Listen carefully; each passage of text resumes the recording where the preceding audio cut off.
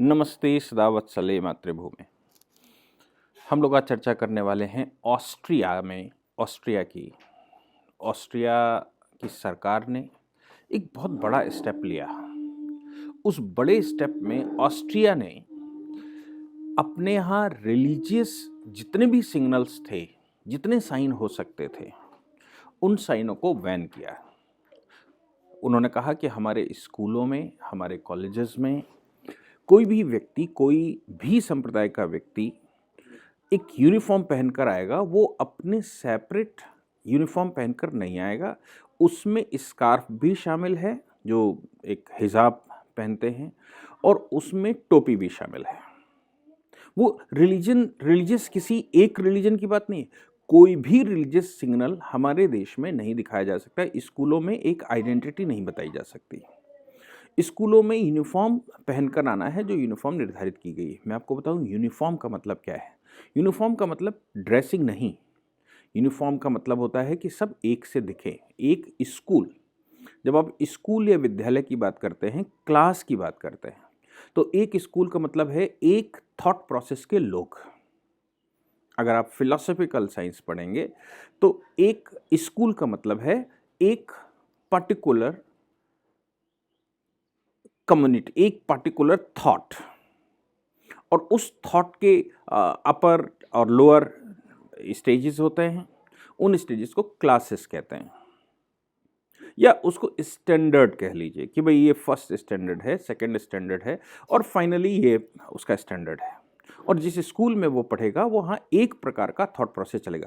जब एक प्रकार का थॉट प्रोसेस किसी स्कूल में चलेगा तो एक ही किताब पढ़ाई जाएगी, एक ही तरह से टीचर सबको डील करेगा, एक ही क्लास में बिठाए जाएंगे, एक ही प्रकार की प्रेयर स्कूल में होगी, एक ही प्रकार से वहाँ चर्चाएं होंगी, और कहीं पर भी रिलीजियस सिग्नल अलग से आइडेंटिफिकेशन नहीं होगा। तो यूनिफॉर्म हम बनाते इसलिए हैं। अगर हम यूनिफॉर्म ना बनाते तो बच्चे अपने हिसाब से अपने कपड़े पहन कर आते, अपने सज धज कर आते, और सज धज कर आने का मतलब ये होता कि एक अमीर बाप का बेटा या अमीर माँ बाप का बेटा आता तो वो अच्छे कपड़े पहन कर आता, बहुत स्मार्ट दिखता, बहुत कुछ मेकअप शेकअप करके आता, बहुत कुछ होता।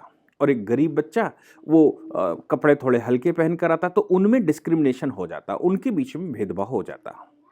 तो दो व्यक्तियों में भेदभाव ना हो, दो बच्चों में भेदभाव ना हो, उनकी शिक्षा, उनका शिक्षण एक साथ चले, इसके लिए उन सभी को एक से वस्त्र पहनना, एक सा व्यवहार करना, एक सी प्रेयर करना, ये सब कुछ निर्धारित किया जाता है। ये कोई ऐसा नहीं है कि नई बात हो। हमारे यहाँ अगर आपको याद होगा, या हिंदू समाज को तो मालूम होगा ही होगा, कि भगवान राम गुरुकुल गए। 11 वर्ष की आयु से छोटे थे और गुरुकुल में गए, और महाराजा दशरथ जो चक्रवर्ती सम्राट थे, उन्होंने गुरुकुल में उनको वही खाने पीने रहने की परंपराएं अडॉप्ट करने को कहा जो सारे बच्चे करते थे। ऐसा एक अनुमान है कि देश में कंपिल एक स्थान है, कंपिल नगरी जिसको कहते थे, वहां पर संसार का सबसे पुराने गुरुकुल हुआ करते थे। उन गुरुकुलों में भगवान राम और उनके भाई सारे पढ़ने आए, और देश भर के राजकुमार, देश भर के सैनिक के बच्चे, या जो राजनीतिक शिक्षा लेते हैं, या फिर जो युद्ध की शिक्षा लेते हैं, जो समाज की शिक्षा लेते हैं, वो सभी एक ही स्थान पर, एक ही विद्यालय में एक से वस्त्र धारण करके एक से गुरु से पढ़ते थे। ऐसा आपने महाभारत में भी सुना होगा कि सभी बच्चे एक ही प्रकार के स्कूल में पढ़ते थे, द्रोणाचार्य उनको पढ़ाते थे। हाँ, वो एक राजकीय विद्यालय होने के नाते ये संभव है कि जो एडमिनिस्ट्रेशन में जाना चाहता है उसको ही वहाँ पढ़ाई दी जाती, दूसरे प्रकार के बच्चों के लिए दूसरे विद्यालय होते हैं। कुल मिलाकर एक स्कूल में जिसका एडमिशन होगा वो उस स्कूल में एक सा सब कुछ करेगा। ये हमारी परंपराएं हैं। लेकिन हमारे संसार में एक मुस्लिम समाज एक ऐसा है जो अपनी आइडेंटिटी बिल्कुल अलग रखना चाहता है।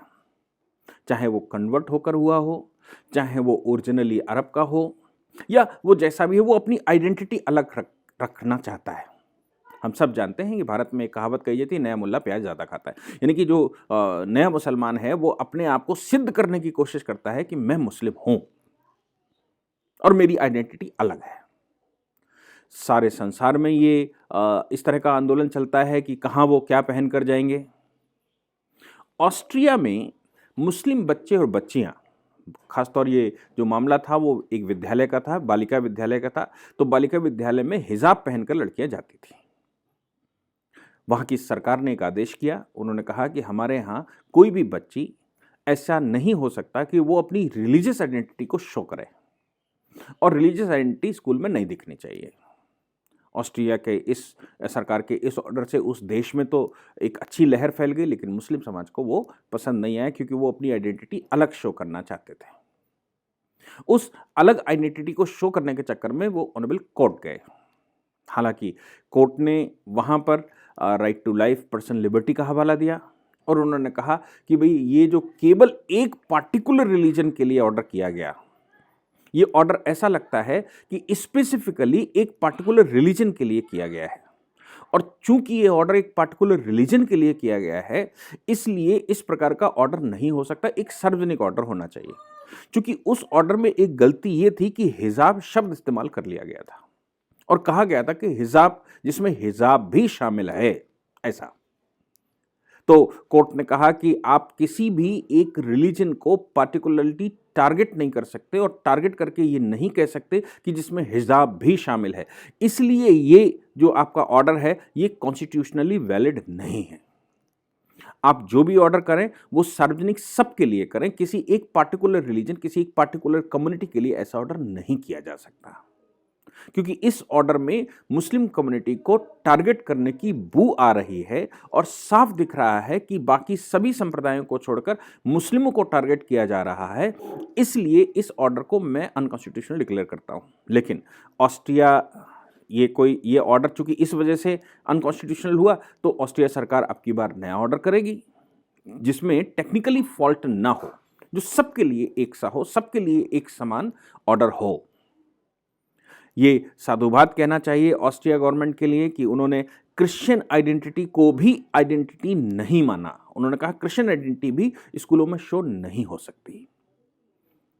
देश में जो व्यक्ति भी रहता है, स्कूल में जो बच्चे पढ़ते हैं, वो सारे बच्चे एक ही आइडेंटिटी के शो होने चाहिए, और यहाँ पर कोई भी रिलीजियस डिस्क्रिमिनेशन नहीं दिखना चाहिए।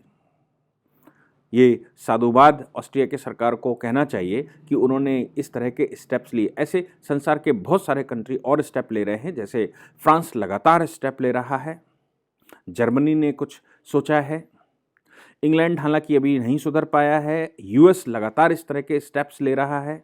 तो दिख रहा है कि संसार में जो रिलीजियस डिस्क्रिमिनेशन है, जो रिलीजियस बाइफर्गेशन है, उसको रोकने का पूरा प्रयास चल रहा है। भारत सरकार को भी ऐसे ऑर्डर करने चाहिए कि सामान्य स्थितियों में कोई भी रिलीजियस आइडेंटिटी नहीं होनी चाहिए। जॉब करने जा रहे हैं तो उनकी यूनिफॉर्म होनी चाहिए, और जॉब छोड़ने के बाद जिस समय आपकी छुट्टी हो जाए, मर्जी हो वो पहनिए, मर्जी हो वो करके घूमिए।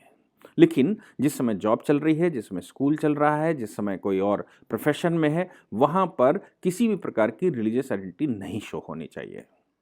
ये रिलीजियस आइडेंटिटी शो करके एक वाद का जन्म होता है, भीड़ तंत्र का जन्म होता है, संख्या बल का प्रयोग होता है, और संख्या के आधार पर ये सारा कुछ चलता है।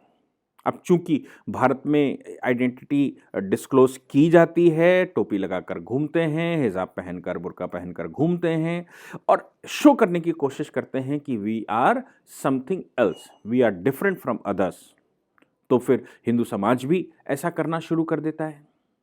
हिंदू समाज संसार का सबसे सहिष्णु समाज है, लेकिन ऐसे सहिष्णु समाज को अगर कोई डिस्क्रिमिनेट करता है, तो समाज के द्वारा उसका रिएक्शन होना स्वाभाविक है। इस रिएक्शन को लोग अलग अलग तरह से काउंट करते हैं, अलग अलग तरह से उसको कैलकुलेट करते हैं, और अलग अलग उसकी परिभाषाएं देते हैं, और कहते हैं कि भारत एक सेकुलर कंट्री है, हिंदू समाज उस पर ऐसा कर रहा है। अगर आप माइनॉरिटी को नहीं रोकेंगे तो मेजॉरिटी भी उस रास्ते पर चलेगी, और सारा समाज आमने सामने खड़ा दिखाई देगा। इसलिए भारत में भी कुछ इस तरह की आइडेंटिटियों को डिस्क्लोज करने से रोकना चाहिए।